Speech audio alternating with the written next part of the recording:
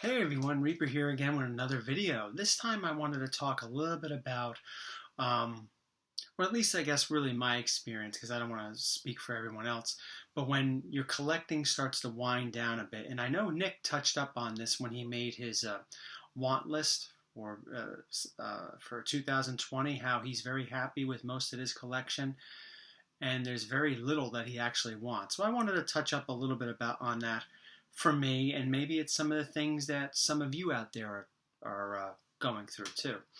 I do feel that my collecting is winding down in a way. Now, does that mean, excuse me, does that mean that I'm stopping? No, it doesn't mean that at all. It means that my wants are not as much as they used to be. When I came back to the hobby over a half a decade ago, there were a lot of things I wanted to get. There were a lot of things I wanted to upgrade. And in time, of course, you get these things. But I really wanted to talk a lot about in this video when it comes to when your collecting does wind down, getting to that place, and just having some patience. Okay, that's some of the things that I'm going through as my collecting is winding down. Maybe again, it's something that you're going through too, or some variation of that. So like I said, my collecting is winding down. As you know, I released a 2020 want list of 10 books. And I'll be honest with you, if I could only get about 4 or 5 of those books on that list, I'll be happy. And it's not just 4 or 5 of those books that are on that top tier want list. I mean like 4 or 5 books just this year. Because my even though I've been doing comic book hauls since 2014, and it's since 2015 I've been releasing a comic book haul every other month. This year that's going to change. I do have a couple coming up, but I'm predicting that it's not going to be an every other month thing. And this channel has grown far beyond comic book hauls, even though I know that's what everyone likes, but I like to have a little more substance than just comic book hauls. But like I was saying, that, my wants are not as much anymore. And I've grown to have, over the past 5-6 years that I've come back to the hobby, I've grown to have some patience. And I'll talk more about that. But anyway, like I was saying with the hauls, I could be very happy with just getting 4 or 5 books that are that's on my top 10 list for 2020. Am I at a place where if I just stop collecting now, I'm just happy with what I have in my collection? I'd say 3/4 yes. I'm not quite there yet. There's probably a handful, like I said, a handful or 2 handfuls of books that I would still like to add to my collection before I could sit back and say, you know what, if I don't buy another book, if I don't add another new book to my collection, if I don't add another upgrade to my collection, I'd be happy. I'm not quite there yet, but I'm very close to it, and that's what I mean by collecting winding down a bit. Like I said, I'm still collecting, and there are still several, like I said, 2 handfuls of books I'd like to get. There are, when it comes to collecting runs, I'm going to talk about runs in the traditional sense of collecting runs. Like there are people that like to collect every book that's come out in a volume, like X-Men Volume 1, which is X-Men 1 through whatever number they went up to. I know sometimes people define runs differently, like, oh, I'd like to get Neil Adams' run on Batman and Detective, or I'd like to get Ditko's run on Amazing Spider-Man. And, there's smaller portions of collections that people will consider a run. But I want to talk about it a little bit in the traditional sense of collecting an entire volume. There was one point where I was contemplating completing a traditional run. But as time went on, I said to myself, do I really need all of this? Not every book in a run is worth reading. Taking value aside, and make no mistake, I think value plays a large part in why some of us collect. It's value and because of what the book means and all that stuff, meaning. But I do think that value does play a role, whether it's a bigger role or a smaller role in collecting. But for me, a value aside, I don't think there's much to having an entire run. But that's just me. So, like what Patrick's been doing, I'm just getting rid of some books that I really don't want to save up for those few that I really do want, the handfuls of books that I would really like in my collection that are keepers. Okay?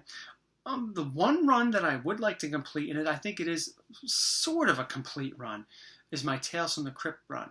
Now, if anybody knows anything about Tales from the Crypt, it was International Crime Patrol, then it became Crime Patrol, then it became Crypt of Terror, then it became Tales from the Crypt.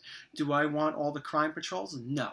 As far as I'm concerned, even though some of them are quite rare, some of those early international crime patrols are quite rare, and you don't see them that much. Who cares? Maybe you care, or maybe somebody else cares, but not this guy. So there's no reason for me to finish it. There's no reason for me to spend X amount of dollars on that. I got the crime patrols that I wanted, which were 15 and 16. End of story. But as for the rest, I would like to get all of the Crypt of Terrors. I'm just missing one as of the recording of this video.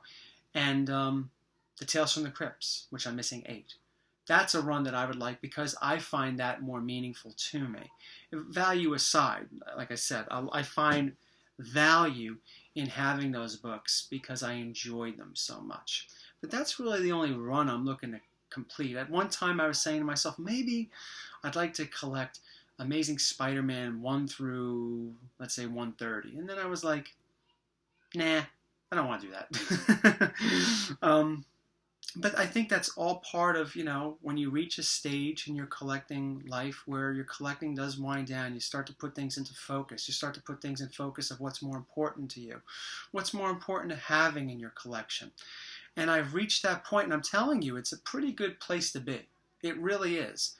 Because I can remember a time when I was so impatient that I wanted to get this book because I was afraid there was going to be an announcement and that the price would go up so high, or I just needed to have this book. And just I know some people get a thrill from going in long boxes and finding that one book that's a stealth buy. I've never had that thrill. But my thing was trying to get a certain book. But then I've noticed once I've gotten that book, for whatever reason, like I said, I was afraid it was going to go up in value or there was going to be an announcement or whatever, be out of reach and all that. After I've gotten that book, that gratification soon disappeared. And even though that was a lesson that I've learned over and over again, I continue to do it. But as I sit back now, as I talk about this topic in this video, I say that, that instant gratification really isn't really worth a whole lot. And I'll get to more on that at the end of the video. I'll close up. You hear all the noise in the background. That's James. He's playing with his Christmas toys, and he's crazy. I'm hoping that I could finish this video before he comes crashing his head through the door.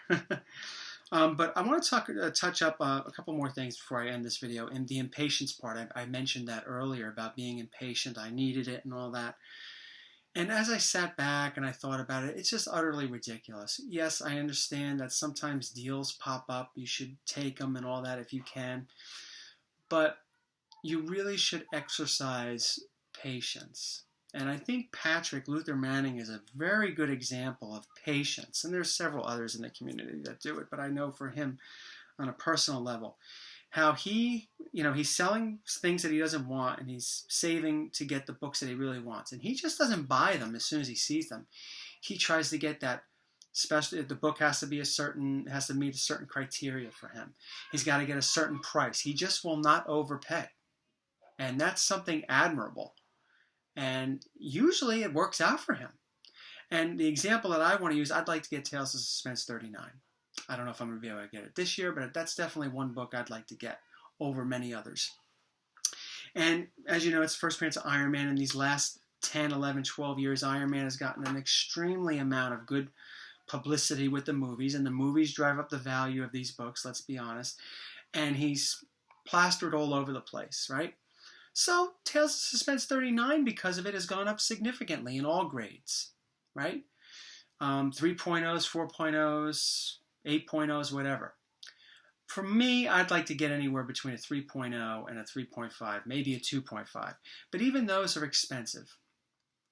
But despite all the publicity that Iron Man has had over the last 10 years, and it was a lot of good publicity, a lot of exposure, that book in that grade, and even a little higher, 4.0, 4.5, is not as expensive as you would think. It's pricey, don't get me wrong. You look at a price, hey, Reap, this is several $1,000s, this book. Yes, and I know that's pricey, and it is pricey. but it's not completely out of reach in the scheme of things.